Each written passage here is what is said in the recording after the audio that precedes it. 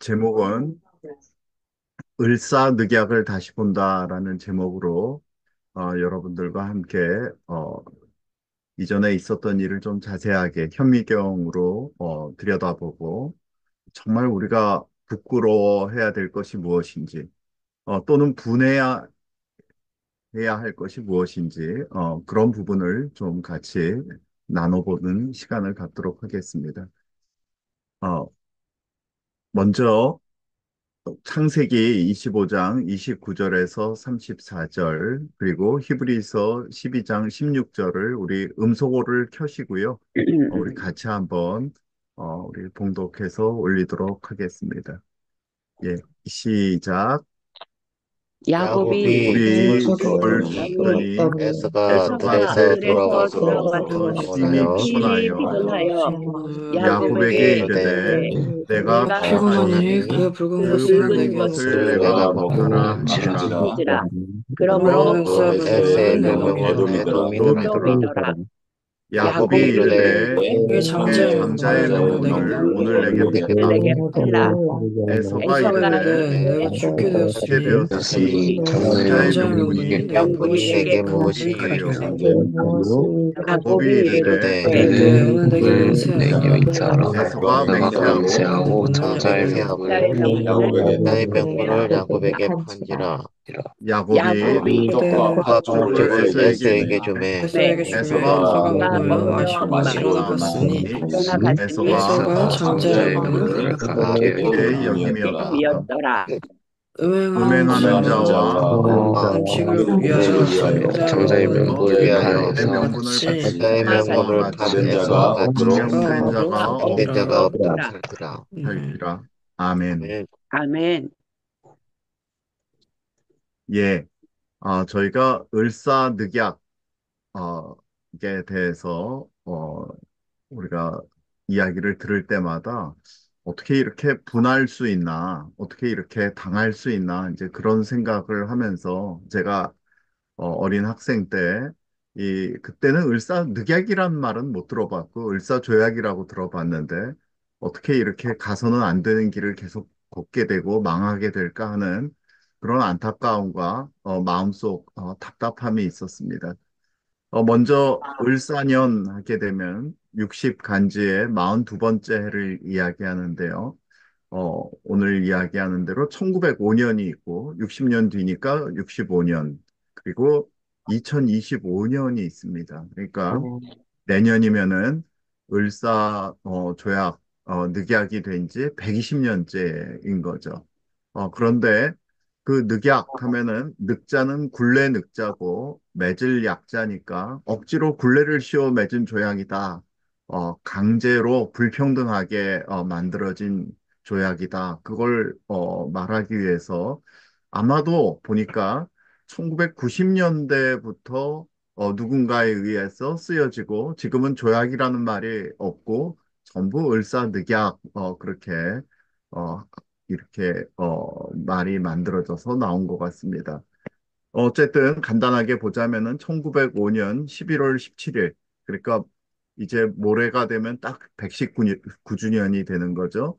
일본 제국이 대한제국의 외교권을 박탈하기 위해서 강제로 체결한 조약을 이야기합니다. 그래서 외부 대신에 박재순과 일본 제국의 주한공사 하야시 곤스케에 의해서 체결되었다. 그렇게 되어 있습니다. 서명 장소는 우리가 잘 알고 있는 덕수궁의 중명전입니다. 중요한 내용은 대한제국이 외교권을 박탈당함으로써 이제 식민지화로서 아주 내딛게 되는 그런 사건이고 우리 대한민국 국민에게 있어서는 일본이 아주 원수처럼 생각되는 그러한 아주 중요한 가운데 길목에 있는 그런 사건이 되겠습니다. 그래서 이제 통칭 다른 말로 을사조약 제2차 한일협약 그렇게 부릅니다. 처음에는 사실 아무런 제목이 없었고 제2차 한일협약이라는 말이 나왔는데요. 지금은 오늘 이 시간에는 제가 주로 을사조약이라는 말로 부르도록 하겠습니다.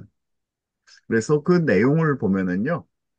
전문이 있는데 전문은 이 조약은 언제까지 이게 이루어지느냐? 한국 정부와 일본국 정부의 공통 이해를 위해 어, 한국이 부강하여질 때까지 이 협약을 맺는다 그렇게 돼 있습니다. 그래서 첫 번째 조는 뭐냐 하면 그 일본국 정부는 재동경 외무성을 경유해서 한국의 외국에 대한 관계를 감리, 지휘하고 일본국의 외교 대표자 및 영사가 외국에 재류하는 한국인과 그 이익을 보호한다 되어 있습니다. 그러니까 한국 정부가 하던 이 모든 외교를 일본국이 한다. 그런 얘기죠. 그리고 두 번째, 한국과 타국 사이에 현존하는 조약의 실행을 완수하고, 그다음 한국 정부는 일본의 중개를 거치지 않고서는 국제적인 조약을 맺을 수 없다. 그렇게 돼 있습니다. 그리고 세 번째로는 한 명의 통감을 두어 가지고 그 통감이 외교에 관한 사항을 관리하고 또 한국 황제를 친히 만날 권리를 갖고 있다. 그리고 각 지역에 이사관을 둘 권리를 갖고 있고 이사관은 통감의 지휘하에 어, 종래 제한국 일본 영사에 속하던 일체의 직권을 집행하고 협약의 실행에 필요한 사무를 맡는다. 그리고 이 일본과 한국 사이의 이 조약 약속은 이 협약에 저촉이 되지 않는 한 효력이 계속된다. 그리고 그 황실의 일본국은 한국 황실의 안녕과 존엄의 유지를 보증한다. 이렇게 되어 있습니다. 어, 그런데 그래서 이 협약을 조금 더 들여다보면은 이게 구체적인 시점을 명기한 게 없어가지고 일본에서 인정하지 않으면 계속해서 한국의 외교권을 박탈한 상태로 유지할 수 있다. 그런 말이고요. 1, 2, 3, 4조 모두 대한제국의 외교권을 일본이 다 관리하겠다. 조약도 그렇게 하겠다. 그래서 통감이 들어와서 통감을 대한제국을 보호국으로 삼아서 운영하는데 핵심적인 역할을 담당하겠다. 그런 말입니다. 원래 5조 일본이 한국 황실의 안녕과 존엄의 유지를 보증한다. 이 말은 원래 없었던 건데 여기 찬성하는 한국 측 그 막료들 신하들이 이 대한제국의 황실의 체면을 위해서 이걸 삽입했다. 이제 그렇게 설명되고 있습니다. 그래서 이 을사조약이 이루어지고 나서 이게 남산에 있었던 이 통감부 첫 번째 통감부의 모습이고요. 어떤 일이 발생하느냐? 외교권이 박탈당하니까 각국에 나가 있던 대한제국 제외 공간이 다 폐지가 됩니다. 그리고 제한 외국 공간, 우리 대한제국에 들어와 있던 각 영국, 뭐 미국, 프랑스 그런 공간이 다 철수하게 되죠. 그리고 이제 통감이 들어오니까 이 통감이 모든 것을 이제 관할하게 되고 초대 통감으로는 우리가 잘 아는 이토 히로부미 이등 방문이 들어오게 됩니다. 그래서 이 통감부가 설치됨으로써 이제 대한제국은 반식민주화의 길을 걷게 되고 그다음에 주권을 장악당해가지고 통감 정치가 시작이 되죠. 그게 1905년 11월 17일입니다. 그래서 실제로 통감이 이제 통감부가 설치되는 것은 1906년 그 다음에 2월 1일 날 통감부가 설치되고 이토 히로부미가 취임하고 그 다음에 특별히 한국 수비군을 지휘하는 원수의 자격도 겸임하게 됩니다. 그래서 내정은 형식상으로 내정은 대한제국이 외교는 통감부가 관할하는 이원 국가 체제가 이제 만들어지죠. 근데 뭐라고 일본은 설명하느냐? 조선이 국가 유신을 하지 못했기 때문에 국가 유신을 실현하기 위한 기관으로서 설립된 것이 통감부다. 그렇게 이제 선전하고 그렇게 일을 합니다.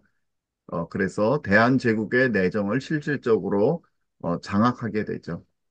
그리고 이제 2년이 더 조금 되기 전에 1907년 7월 15일이 되게 되면 25일이 되면 한일 신현 협약 정미 7조약으로 통감의 권한이 훨씬 더 점점 강해집니다. 부통감, 통감이 없을 때를 대비해서 부통감이 신설되고 차관직이 신설이 되는데 이 고위 관직은 모두 일본 사람들을 고용해가지고 내정을 실질적으로 장악하게 되죠.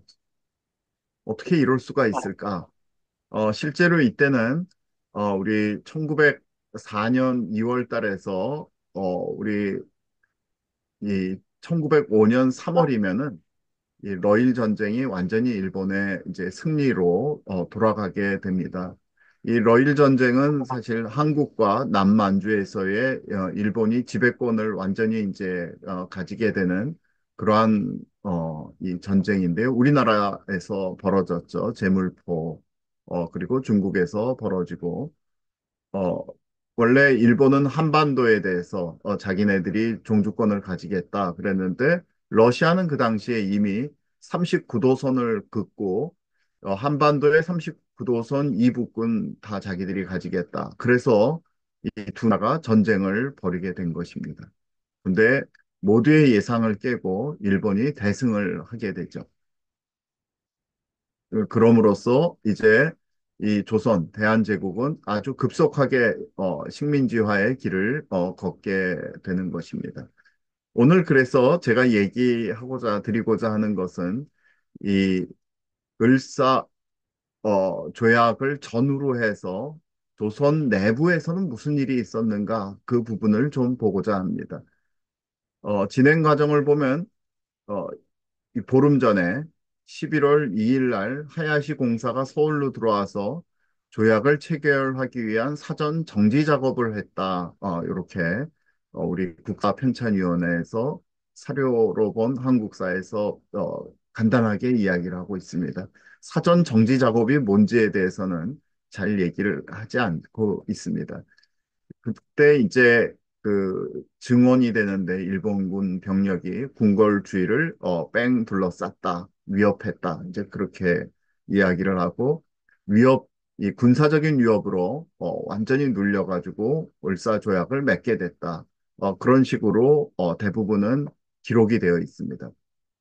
그리고 이 1905년 11월 9일에는 이토 히로부미가 들어와서 고종을 아련하고 친서를 전달한 다음 조약 체결을 이제 강압하게 된다. 그렇게 이야기를 하고 있습니다. 그래서 외교권을 일본에 위임하라면서 조약문을 밀었으나 광무왕제 고종은 이 신료들과 백성들의 의향도 물어봐야 한다 하면서 그 요구를 완강히 거절했다. 그렇고 11월 16일에는 이토가 조정의 대신들을 숙소로 불러서 조약 체결이 필요함을 연설했고 대신들은 이거는 중대 상황 사안이기 때문에 국왕께 의견을 들어야 된다 하면서 어, 이토의 요구가 불가하다는 입장을 표명했다. 이렇게 기록이 되어 있습니다.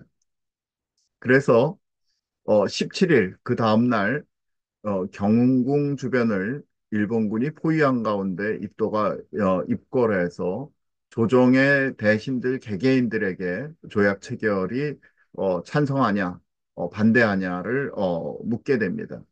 이때 참정 대신, 그러니까 지금으로 얘기하자면 국무총리 한규설 대감은 반대하고 탁지부 법무대신 민영규와 민하영 대감이 다 반대를 했는데 나머지 다섯 사람 우리가 잘 알고 있는 이완용 후 대신 이완용, 권중현, 이근택, 이지용, 박재순 등이 강압적인 분위기 속에서 찬성 의사를 표시했다.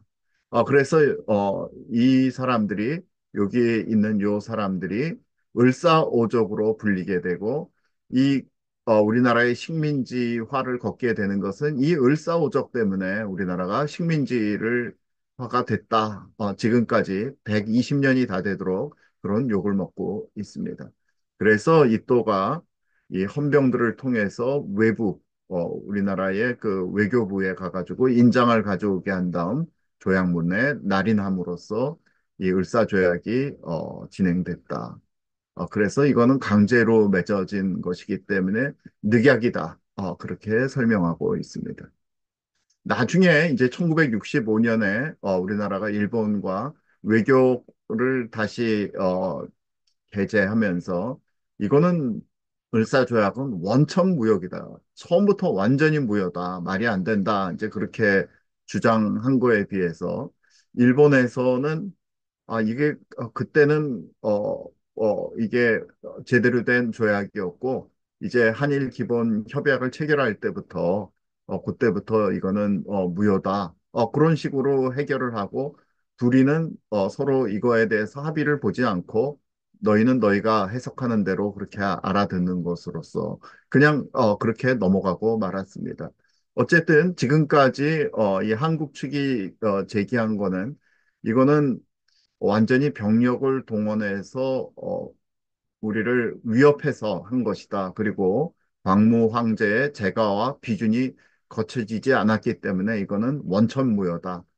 불법이다. 그렇게 한국은 지금까지 주장하고 있는 부분입니다. 그런데 우리가 이거에 대해서 법적인 것을 우리가 어, 이제 뭐 따지는 것은 서로 간에 그 입장이 있기 때문에 그렇게 따질 텐데 우리 그 당시에 국제 그러니까 헌법이 어땠는지에 대해서 잠깐 살펴보도록 하겠습니다. 그때 대한민국 국제 그래서 헌법이 1899년에 이제 생겼는데 그때 제1조가 뭐냐면 대한국은 제국이다. 제국을 선포했습니다. 그리고 2조는 전제 정치다. 그래서 입헌 공화국이 아니라 전제 정치다. 그리고 무한한 군권을 향유한다. 3조는 황제의 권한은 무한하다. 그리고 5조 군대 통솔권, 법률 제정권, 행정권, 공무원 임명권, 외교권 이 모든 것은 오직 한 사람 이 고종에게 있다. 황제에게 있다라는 것을 헌법으로 이렇게 어, 선포를 하는 것이죠. 그래서 사실 이 대한제국에 있어서의 이 헌법을 보면은 그 이전 500년 동안 한 450여 년 동안 이 조선 왕조의 어떠한 왕보다도 가장 강력한 이 군권을 가지고 있는 그런 제도를 가지게 됩니다. 그러니까 이 모든 일에 있어서 신하들이 이 법률을 마음대로 할 수가 없는 법률 제정권이 전혀 없이 오직 대한국 황제만이 갖는다는 것을 아실 수가 있습니다. 이런 사실을 신하들도 잘 알고 있었죠. 을사조약과 연관된 조약들을 살펴보도록 하겠습니다. 1904년 2월이니까 그 약 1년 한 9개월 전에 이게 한일 의정서가 라는 게 체결이 됐는데 이것은 대한제국의 국방 및 재정을 모두 일본이 어, 이 실권을 차지한다라는 이것도 이것만 보자면은 아주 불평등한 그런 조약이 체결이 되어 있습니다.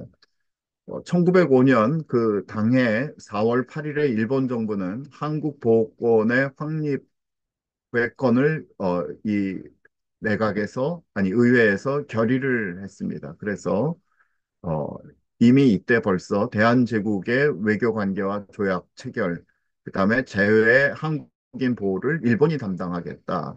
이거를 결의를 했습니다.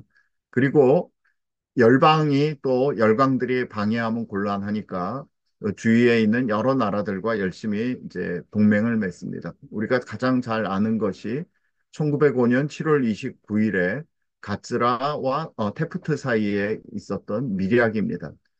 그래서 일본 제국은 필리핀에 대한 미국의 식민지 통치를 인정하고 미국은 일본 제국이 대한제국을 보호령으로 삼아 통치하는 것을 용인한다. 그렇게 돼 있는 것이죠. 이 미략이 그 당시에는 알려지진 않았고 1924년에서야 알려지는데 이때도 이미 사실은 1905년 10월 달부터 각 여러 신문을 통해서 이 미략의 대체적인 것은 밝혀졌다라고 합니다.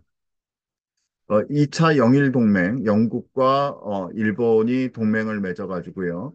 1차 영일 동맹은 1902년에 맺었는데 한국에서의 일본의 특수한 이익을 인정한다라는 거에서 더 나가서 요때 2차 동맹은 일본의 한국의 보호국화를 승인한다라는 걸로 한 발 더 나간 그런 그 조약들을 서로 맺습니다. 그리고 9월 달에는 포츠머스 강화 조약이 체결되는데 이거는 러일 전쟁의 마무리 조약입니다. 그래서 이 조약을 통해 가지고 이 한국에 대한 일본의 자유 처분권을 확보하고 사할린을 일부를 할양받는 등 일본의 승리를 확인하는 5개의 사항으로 되어 있습니다. 그리고 10월 27일에는 가기에서 한국 보호권 확립 실행에 대한 결정을 하게 됩니다. 어떤 결정이냐면 한국이 일본의 보호국이 되는 것은 피할 수 없는 결과이고 이것은 모든 국제사회에서 인정하는 것이다. 그리고 조약 체결 시한은 11월 초로 상정한다. 그리고 계획대로 추진할 수 없을 경우 병력까지 동원해서 관철한다라는 것을 염두에 두었다. 이렇게 한국에서는 기록하고 있습니다. 그러면 이제 오늘 드디어 하고 싶은 그 본론적인 이야기를 하겠습니다. 조약 전후에는 고종이 어떤 행동을 보였는지에 대해서 말씀드리겠습니다.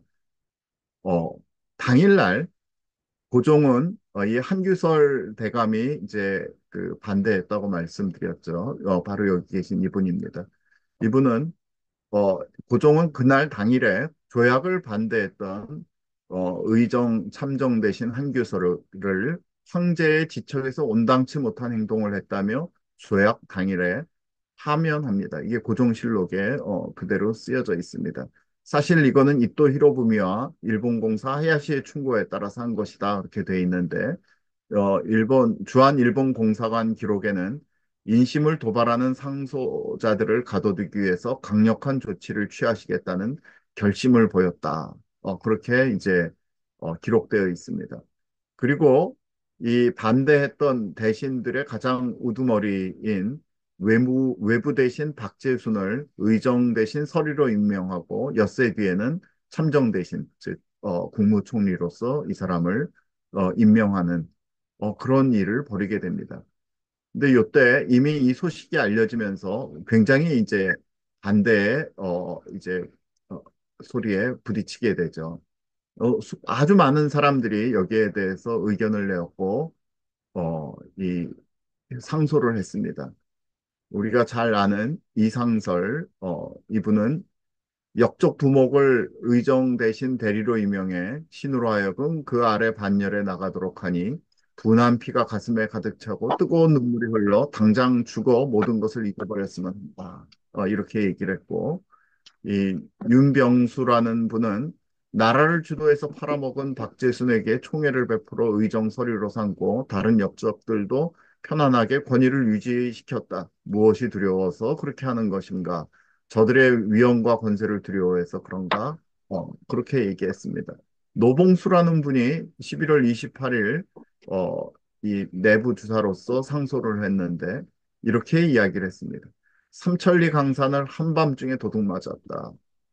그저 국내부의 헛된 자리에 앉아서 이 재정 고문인 메가타가 주는 황실비를 가지고 풍족히 살면 마음이 편안하겠는가.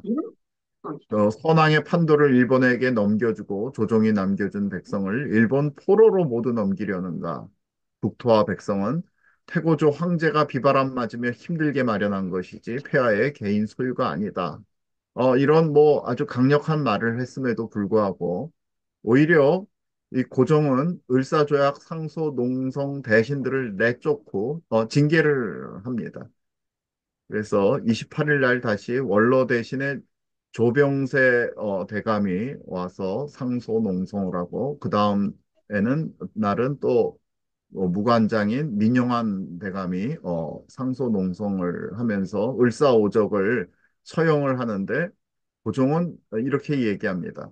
내가 반복해서 타이른 것이 서너 번만이 아닌데 왜 말을 받지 않는가 하면서 이 둘을 내쫓고 조병세가 일본 헌병대에 끌려가고 또 그 다음날 민영환이 상소를 하고 엎드리니까 이들을 체포하라고 명령하고 이런 일이 벌어지게 됩니다. 결국 민영화는 11월 30일 자결했고 그 다음날 11월 12일 조병세도 자결을 했죠.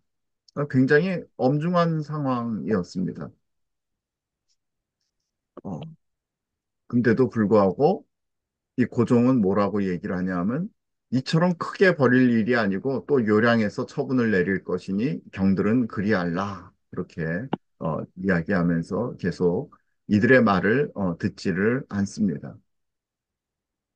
윤치호 선생님은 이때 뭐라고 얘기를 하냐 하면 어, 이 외교를 잘못해서 조약을 체결한 나라와 이제 동등한 지위에 설 수 없게 됐습니다.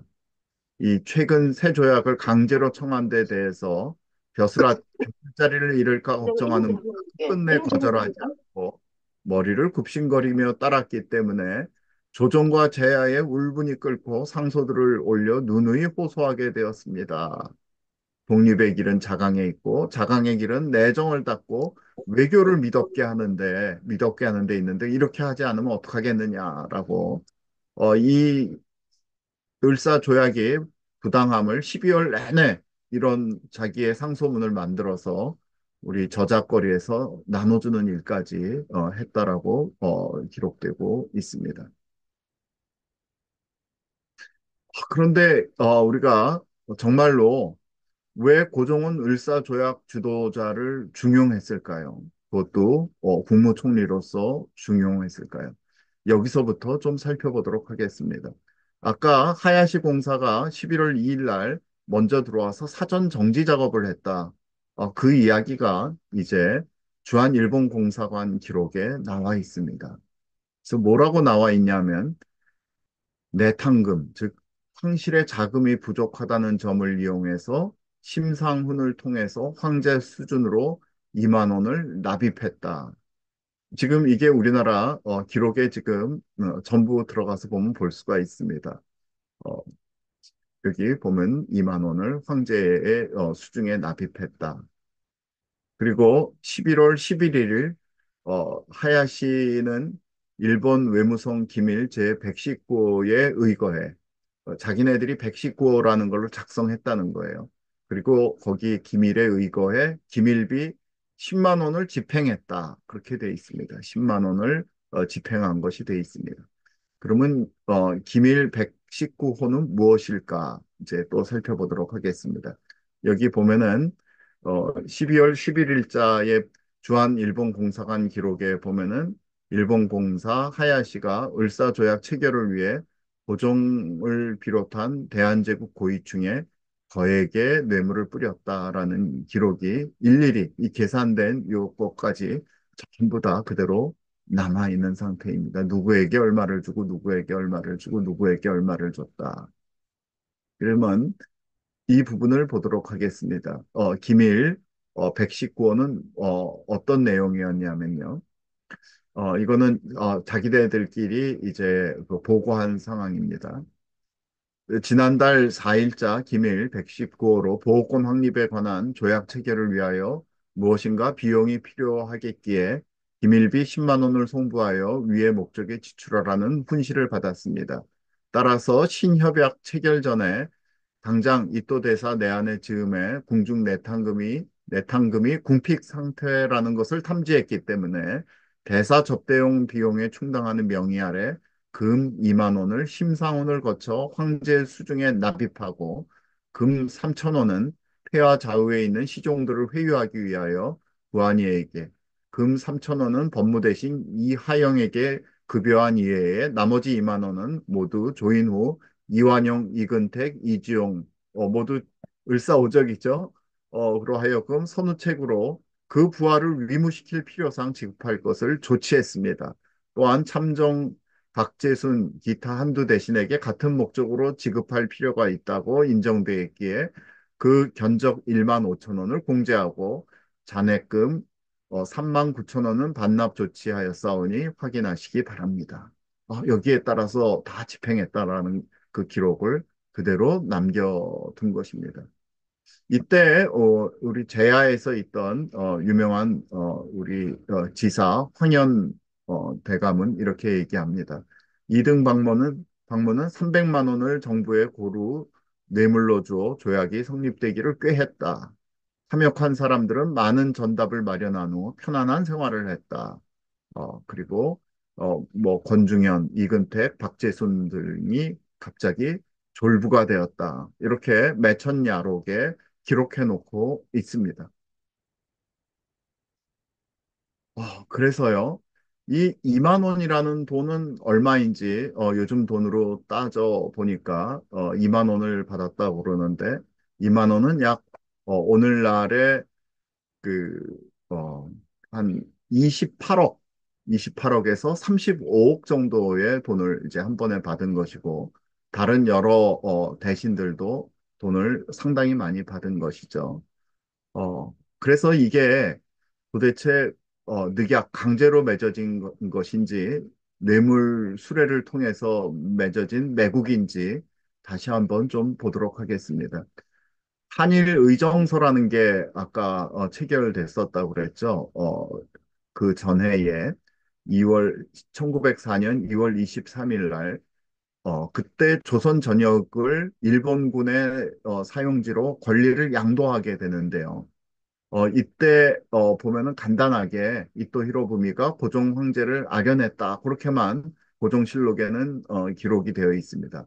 그렇지만 이때 영접위원장이었던 민영환이 영국 공사 조던에게 이때 어떤 일이 있었다라고 이야기를 해줍니다. 그래서 그 조던이 자신의 그 외무부 조동공사가 랜스다운 외무장관에게 보낸 편지가 그대로 남아 있습니다. 여기에는 어떻게 기록이 돼 있냐면 대사는 그러니까 이토 히로부미죠. 황제에게 천황 선물이라며 30만 엔을 주었다. 이게 어마어마한 돈입니다. 30만 엔이니까. 그리고 경부선 철도에 대한 고종이 가진 지분을 보장했다. 이 모든 것을 하나하나 공사를 할 때마다 이 조정은 특히 고종은 이 돈을 먼저 자기가 받는 것이죠. 그리고 향후 경의선 지분 또한 보장한다고 확약했다. 이 또 후작은 같은 방식으로 50만 엔을 궁중 참석자들에게 나눠주고 이번 방문 관계자들에게도 귀중품을 선물했다. 그렇게 이야기가 나오고 있습니다. 이게 몇백억 수준들입니다. 그 당시. 그러면 고종이 을사조약전에는 구체적으로 어떤 일을 더 했는지 보도록 하겠습니다. 고종은 어, 1904년 2월 8일, 그러니까 이 첫 번째 한일 의정서 체결을 앞두고서 궁성과 정부에 범접 금지 보증을 요구를 했습니다. 우리 궁성 건드리지 마. 이제 그렇게 얘기를 했는데요. 이 당시에 이미 이때는 이제 러일 전쟁이 거의 그 일본의 승리로 끝나갈 그때입니다. 그럴 때 이 돈을 30만 엔을 받고서 고종이 훈장 수여를 하게 됩니다. 그래서 하야시 공사에서부터 통역관 그리고 일본 공사관 전원에게 훈장 1등부터 5등까지 3월 20일 날 훈장을 수여를 하는 거죠. 그러니까 이 이토 히로부미를 만난 날. 그리고 특파대사 이토에게 금척 대수장 최고 훈장을 이거 돈을 이 훈장을 주고 일행 전원에게도 훈장을 수여합니다. 그리고 그 다음 날에는 일본 함장 해군 대위 두 명에게 또 훈장을 주고 그리고 그 며칠 뒤에 그 다음 한 3일 뒤에는 의주군수 구한이를 러일 전쟁 참전 일본군을 접대 관리하는 관리로 임명을 합니다. 그러니까 최고의 그 가까운 사람들로서 공적자들로서 고종이 대접을 한 것이죠. 이런 일이 있습니다. 그런데 이 1903년 요 일이 있기 1년 전 1년이 채 안 됐네요. 10월 14일 일본 공사 하야시의 보고서가 있습니다. 뭐라고 자기 정부에 보고를 하냐 하면 한국 황제는 매우 우유부단한 성격을 가진 것을 우리가 경험한 바 있다. 그래서 우리의 이익을 위해서는 한국 정부로 하여금 눈앞의 이익을 얻게 하고 또 상당한 위력을 가하는 수밖에 달리 방도가 없다. 이제 그렇게 설명하고 있습니다. 이게 어, 일한미략 그 한국 중립 비밀 체결 조약에 관한 건으로 일본 공사관 기록에 기록이 돼 있습니다. 이게 남산에 이 하야시 곤스케의 이 동상이 서 있었더군요. 그게 이제 우리나라가 해방이 되고 이걸 부시고 없어졌는데 나중에 보니까 이 기단이 남아 있습니다. 그래서 하야시 곤스케의 이 저기 상이 이렇게 남았는데 이거를 지난 2015년에 이 발견된 것을 거꾸로 세워놨어요. 우리나라 이, 제, 어, 이 한국은행 이 뒷뜰인가요? 예, 그쪽에 거꾸로 세워 이게 정확하지 않은데 제가 이거를 거꾸로 세워놓고 드디어 우리의 그 정신을 말하자면 고양시킨다라고 자랑스럽게 박원순 시장이 그 얘기하는 그 장면이 있습니다. 그래서 지금도 가보면은 이런 식으로 거꾸로 세워놨습니다. 이게 과연 우리의 독립 기상을 그 자주적인 거를 이렇게 거꾸로 세워놓으면은 세워지는 건지 잘 모르겠습니다. 어쨌든 지금 요 일은 요 하야시가 이렇게 보고했다는 것이 나와 있고요.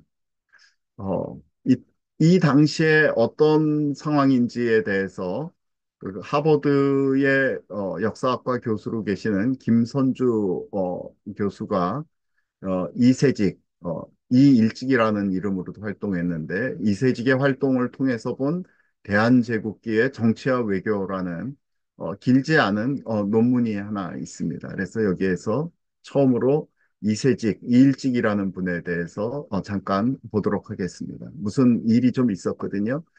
이 사람은 별로 배운 학력이 없는 사람입니다. 함경도생으로 1860년대생으로 알려져 있고 1892년 갑신 역당을 토멸하라는 고종의 밀지를 받고서 홍종우를 포섭을 해서 홍종우를 통해 가지고 김옥균을 상해에서 살해하는 데 성공하고 박영효를 살해 미수로 어, 미수를 했기 때문에 일본에서 갇히게 됐다가 이런 사실로 인해서 고종의 신임과 총애를 아주 한 몸에 받던 사람입니다.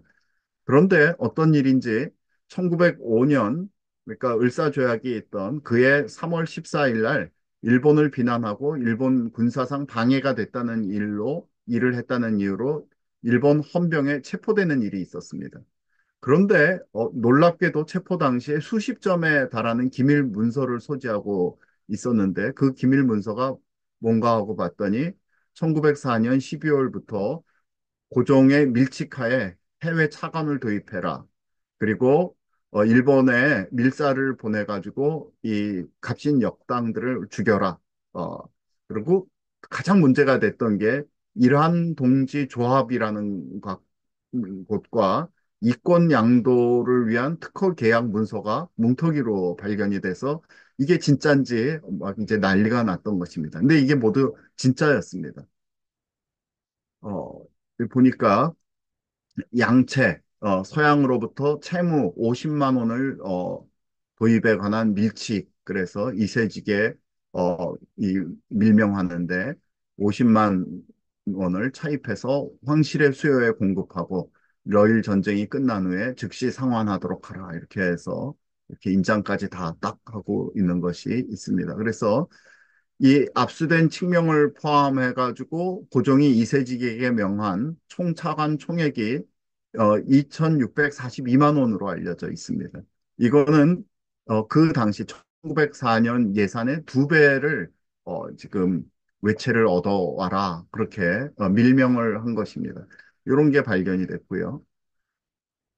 보니까 이세직은 고종의 이 밀칙에 의거해서 이란 동지 조합, 오사카와 마사요리 등 4명 등과 국내부 사이에 체결된 23건에 해당하는 이권의 특허를 계약을 주도했습니다. 여기 보니까 은결 조사 및 정리 수세, 그다음에 황실 소속의 역토, 둔토, 그다음에 여러 가지 토지의 이 원부에 기록되어 있지 않은 토지 조사 정리, 그다음에 영광 연해의 매립, 그다음에 영광 연해 제방 수축과 전당 관리 등 수많은 이 관매권, 다양한 사업에 대해서 특별하게 이 계약을 체결하고 이권을 받아오라는 그런 명령을 받은 것입니다. 여기 이렇게 원본이 남아 있고요. 자세하게 보게 되면 잘 보이시진 않겠지만 이런 수익의 100분의 60, 100분의 50, 100분의 20, 100분의 20, 그래서 이런 것들을 쭉 수많은 수익을 전부 이 황실에서 갖겠다라고 하는 그런 계약서입니다. 그래서 이런 계약서가 모두 남아 있고, 그 다음에 이 도지부 공부에 누락된 이 세금의 조사 정리 업무 그런 것들을 또 쭉 보아가지고 요거를 하는데 이익금의 얼마는 황실에 납부하고 얼마는 또 미리 돈을 내야 되고 이런 것들을 전부 1조에서 13조까지 그런 계약금 같은 거를 먼저 받는다. 그리고 매년 이권을 얼마씩 받는다. 그런 내용들이 가득 차 있습니다. 그래서 결과적으로 이 사건을 종합하자면 고종이 대한제국의 엄청난 이권을 양려하고 대신에 막대한 통치 자금을 확보하려고 한 사건이 이 이세기직이라는 사람이 체포됨으로써 알려지게 된 것입니다. 이게 어느 정도의 돈이냐 하면 이 대략 한국의 10분의 7이 일본에게 넘어가는 그러한 규모였습니다. 그래서 모든 이권은 황실 소속임을 밝히고 일정 기간 특허권을 양도하고 그 다음에 매년 황실과 이란 동지조합이 일정 비율로 순이익을 분배하는 것을 규정하고 있고 먼저 그 다음에 먼저 돈을 선수금으로 줘야 되는 돈이 435만 원을 먼저 내놔라. 그래야지만 이걸 진행하겠다. 이런 식으로 상납금까지도 규정돼 있던 그런 사건이었습니다. 어, 그러나 사실은 일본 정부는 이거에 대해서 받아들일 수가 없었죠. 그 전부 이권을 보는 이익을 보는 사람들이 이 일본 사람들이었는데도 불구하고 이거는 외국인과 뭐 내국인 할 것 없이 이 법에 따라서 행해야지 이러지 않으면은 앞으로 통치하는데 문제가 생긴다 해가지고 완전히 백지화를 해버리고 오히려 이것 때문에 이러한 협약이 더 강화되고 더 법대로 하겠다. 실제로 강하게 했다라는 이런 통감부 문서가 남아 있어서 이 일은 고종이 실패로 돌아가게 됩니다. 그리고 나서 그 3개월 전에는 재정 고문 메가타가 이 사람인데요. 이 일본인 최초의 하버드 로스쿨 졸업생입니다. 이 사람이 탁지부 재정 고문이었는데 들어와서 재정을 보니까 너무나 방만하고 이 한국 조정은 돈이 하나도 없고 다 누가 가지고 있느냐? 국내부가 가지고 있는 것입니다. 그래서 어, 이거를 좀 개선을 해야 되겠다. 그렇게 얘기를 하니까 고종이 이 사람한테 뭐라고 하냐 하면 궁중의 재정 위임은 못하겠다. 그렇게 얘기를 합니다. 그 당시 돈이 없다. 그렇게 얘기를 하면 국내부는 탁지부에다가 돈을 줘가지고 그 빌려주는데 이자까지 받는 그러니까 정부 내 말하자면 돈놀이가 되고 있는 그런 상태였다고 합니다. 그래서 메가타가 얘기하기를 150만 엔을 무이자로 차입하겠다. 그러니까 황제가 아주 너무너무 감사했다. 그런 이야기가 또 들어가 있습니다. 이 사진은 을사조약 체결 후에 여기 이토 히로부미가 있고 여기 이완용이 있고 여기 박재순이 있죠. 요 사령부로 사용되던 대관정 앞에서 일본 사람들과 이 친일파 대신들이 찍은 사진입니다. 그런데 을사조약 후에 이 고종이 자기의 돈이 다 묶이게 되니까 통감부에다가 요구를 합니다. 황실비는 정액을 정해서 궁중에 일임해라. 그리고 황실에 속한 광산, 홍삼 사업, 궁능원 소속 토지는 궁중 황실이 직접 관리하게 해라. 그리고 황실 재정 및 재산에 대해서는 정부의 재정 고문이 간섭하지 말라. 이렇게 요구를 했는데 통감부는 이런 고종의 요구를 무시하고 황실 개혁을 계속 추진하고 황실 안에 가득했던 수많은 그 우리 일하는 그 뭐라 그러죠? 우리 많은 여자분들이 그 안에 있었는데 그런 분들을 점차적으로 계속 인원을 줄이고 그렇게 합니다. 그래서 재정 개혁을 계속 추진하게 되니까 거기에 대해서 이제 점점 고종이 불만을 품게 되고 그 뒤에 고종이 이제 헤이그 밀사 사건을 일으키죠. 일으켜서 그것이 이제 또 발각되고 이 헤이그 밀사에 갔던 분들은 어, 이 실제로는 만구 평화 회의에 참여하지도 못하게 됩니다. 이 일로 인해서 고종이 강제 퇴위를 당하고 순종이 즉위하는 그런 일이 발생하게 됩니다. 이때 통감부가 굉장히 이제 이게 어떻게 이 일을 해결해야 될까 많이 이제 고민을 했다고 합니다. 그런데 우리가 여기 보면은 이준 이상설, 이준, 이위종 이렇게 세 분이 그 현지 신문에 이렇게 난 것을 볼 수가 있고요. 근데 이 이위종 이분이 어, 영어, 프랑스어, 러시아에 모두 아주 정통했다고 그러고 이분이 여기서 조선의 이제 프린스 왕자로서 이제 얘기를 했다 그렇게 얘기를 하고 있는데 이분이 이 을사 조약이 부당하다라는 거를 이야기하면서도 뭐라고 얘기를 했냐면 우리 조선인들은 옛 정권의 잔인한 행정과 탐악과 부패에 지쳐 있던 터라 우리가 일본인들을 기대를 가지고 맞이했다. 이렇게 얘기를 합니다. 그런데 그런 신뢰를 일본이 배반하고 조선을 불법 병탄했다라고 탄핵을 일본을 하는 것이죠. 이 영어로 읽어보겠습니다. We, the people of Korea, who had been tired of corruption, exaction, and cruel administration of old government. 그래서 receive the Japanese with sympathy and hope.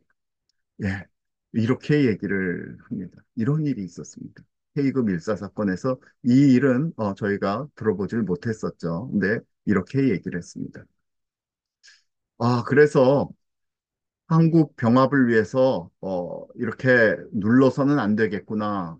이 일본 정부가 생각을 하고 한국 황제, 귀족, 고관대장 및 유림을 어마어마한 돈으로 매수를 하게 시작합니다.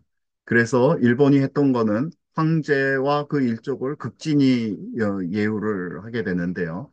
1910년에 우리가 잘 아는 대로 이제 병탄이 되죠. 그때 대한제국 황실이 폐지되면서 조선 이 황실을 왕공족으로 편입해서 일본皇族의 예후를 명문화합니다. 파격적인 거액의 세비를 줬는데요. 150만 엔을 지급하고 1921년은 연간 180만 엔을 줍니다. 이 당시 일본 총리 연봉이 어, 1만 2천 엔이었기 때문에 그거의 150배.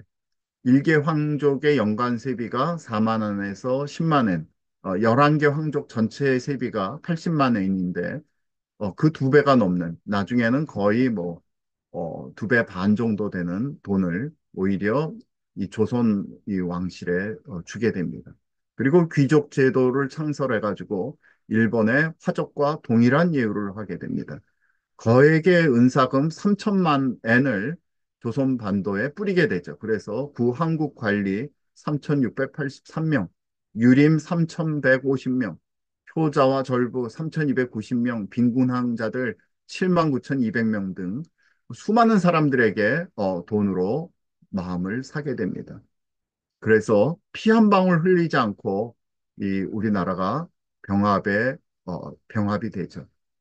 우리는 지금까지 이게 을사늑약이다 그렇게 계속 얘기하고 일제강점기다 그렇게 얘기를 했는데 이게 진짜 늑약인지 일제강점기인지 아니면 모두 매수를 당한 것인지 다시 한번 우리가 잘 살펴봐야 됩니다.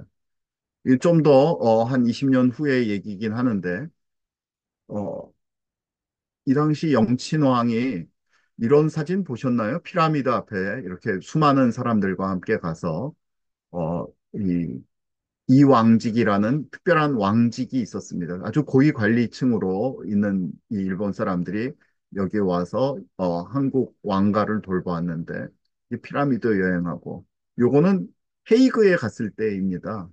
그러니까 그 한 십몇 년 전에 그 헤이그 밀사 사건을 이분들이 기억을 했는지 모르겠어요. 영친 왕과 그 아내분이고요. 여기 이 지도는 아주 오랫동안 이분들이 한 6개월에서 9개월 사이인 것 같은데요. 그동안 이 유럽 전체를 돌아다녔다는 것을 볼 수 있습니다. 이분들이 이렇게 살았습니다. 여러분들, 우리나라 조선 왕가의 왕손들이 독립운동했다는 얘기를 혹시 들어보신 적이 있습니까? 아무도 없습니다. 이렇게 만족하게 살았기 때문입니다. 맹자가 이렇게 얘기했습니다.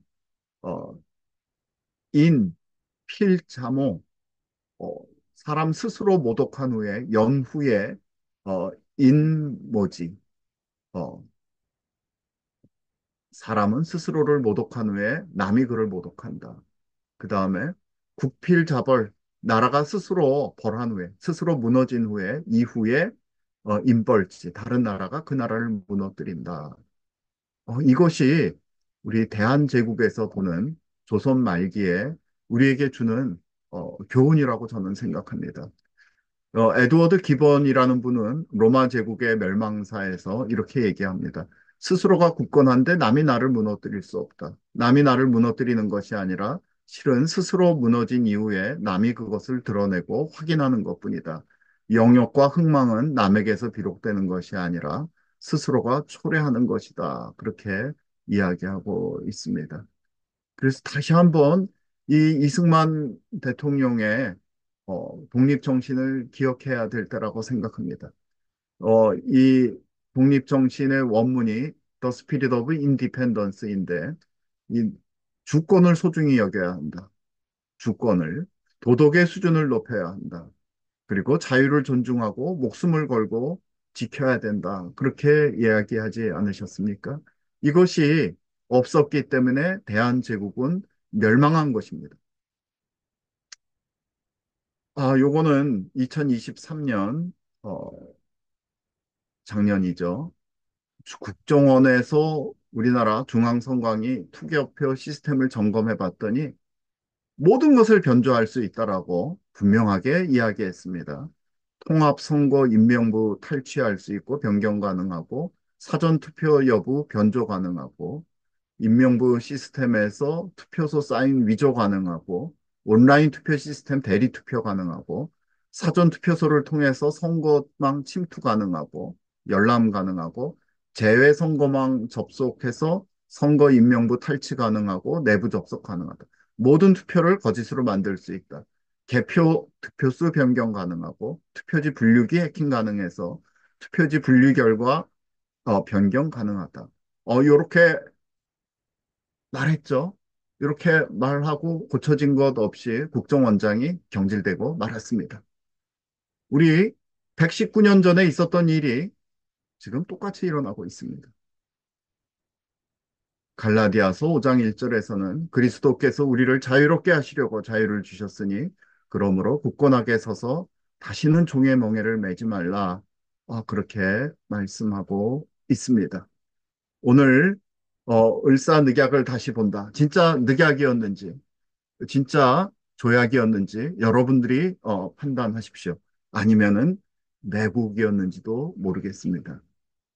같이 기도하도록 하시겠습니다. 하나님 아버지, 오늘 을사조약 119년을 맞이하며 저희가 이제 120년이 되는 역사를 돌이켜보며 우리가 진정 무엇을 분하게 생각하고 무엇을 부끄러워하며 이 역사에서 무엇을 배워야 될지를 간단하게 살펴보았습니다. 아버지 하나님, 이 나라가 다시는 종의 노예를 매지 않도록 하나님, 저희가 진정한 자유인으로 우리 주님 앞에 진실을 따라가는 자들로서 이 시대에 맡겨진 저희들에게 맡겨진 이 의무를 감당할 수 있도록 은총 허락하여 주시옵소서. 하나님 아버지, 저희를 구원하여 주시고 이 나라를 구원하여 주시옵소서. 예수님 이름으로 기도드렸습니다. 아멘.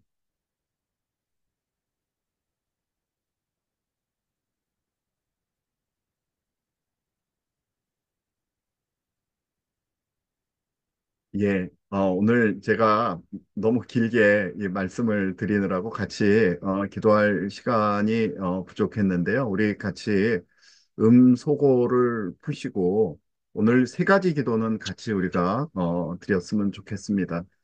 첫 번째 기도 제목은 금방 말씀드린 우리나라의 그 지금 투표 제도 어, 그리고 개표 손 신고 제도 하세요. 효성아, 애들 손 신고 온전하게 확인해라. 우리나라가 자유민주주의의 가장 근본이 되는 이 정직한 투표, 개표할 수 있는 나라로 회복될 수 있도록 기도해 주시고, 두 번째는 우리가 지난 10월 27일 나가서 함께 기도했던 것처럼 우리나라의 이 동성애 합법화, 사라지고, 동성 결혼 사라지고, 그리고 포괄적 차별 금지가, 진행되지 않도록, 그렇게 기도해 주시고, 우리 다음 세대, 자라나는 다음 세대가 오직 하나님의 말씀과 진리에 따라서 우리 성장하고 자라날 수 있도록 이 쉐마 운동 그리고 거룩하게 하는 이 운동이 다음 세대 가운데 가득할 수 있도록 우리 주여 부르고 기도하시고 요 마무리 기도를 우리 박영재 선생님께서 해주시겠습니다. 음.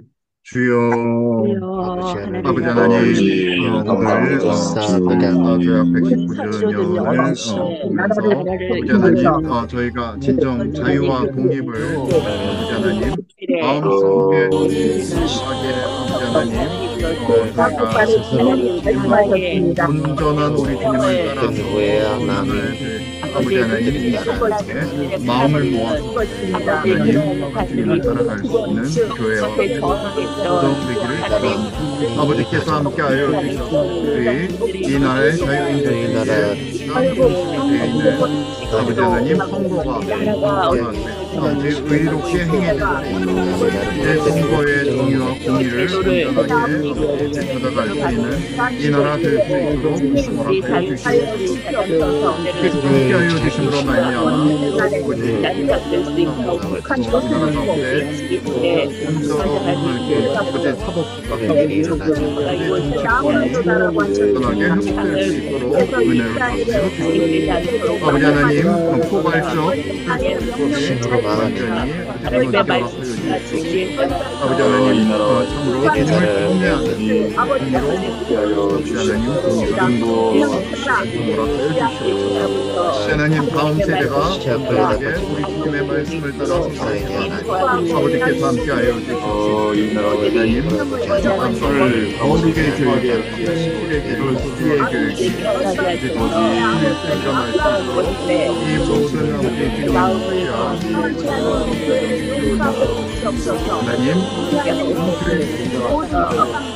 하나님 세들이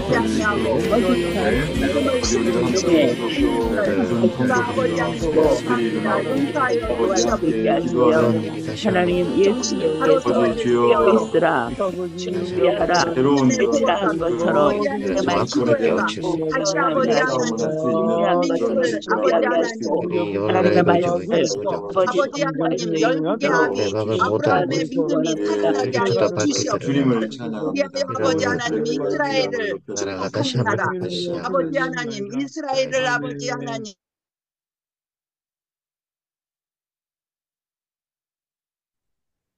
주님 감사합니다. 오늘 을사조약 그 체결의 모든 전모를 우리 최경 목사님을 통해서 이렇게 여러 가지 문서와 보증을 통해서 우리가 생생하게 이렇게 들을 수 있게 하셔서 감사합니다. 주님, 그 팥죽에 자기 장자의 명분을 팔았던 그 에서와 같이 우리 궁중과 고관 대작들이 나라의 주권과 이 모든 그런 소중한 것들을 자유를 아버지 그렇게 그 뇌물에 의해서 그 자기의 이익의 그 아버지 그런 것들을 받아들이고 나라가 이렇게 넘어갔던 것들을 우리가 같이 들었습니다. 주님, 이제 다시 우리가 이승만 대통령의 건국 정신, 이 자유와 독립 정신을 가지고 아버지 새로운 또 이렇게 대한민국을 세우는 과정에 있습니다.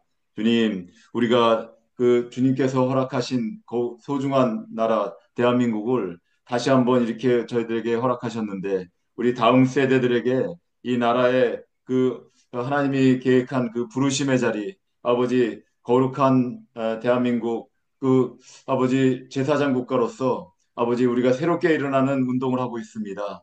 주님, 우리 부모와 또 우리 교회의 그 성도들이 이런 것들을 앞장서야 되겠습니다. 아버지 대한민국 교회가 깨어나야 되겠습니다.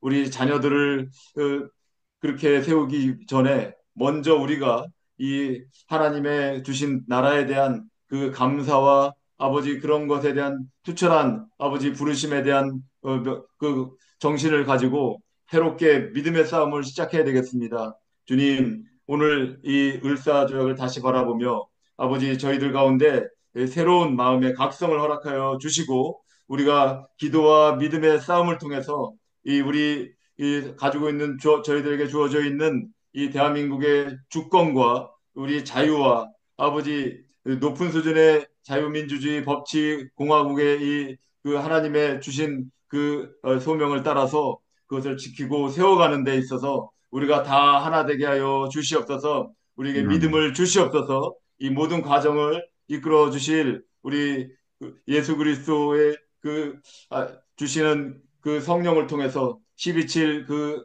아버지 대회를 통해서 새로운 영적 그 흐름과 질서를 허락하여 주신 주님을 찬양합니다. 주님, 저희들에게 새로운 영적 각성과 부흥의 그 그리스도의 계절을 통해서 우리가 주어질 그 일을 통해서 나아갈 수 있도록 주여 우리 홀리웨이브에게 또 우리 아침마다 기도하는 우리 1919 건국정신 기도회 멤버들에게 주님 성령의 충만함을 주시고 믿음을 허락하여 주시옵소서.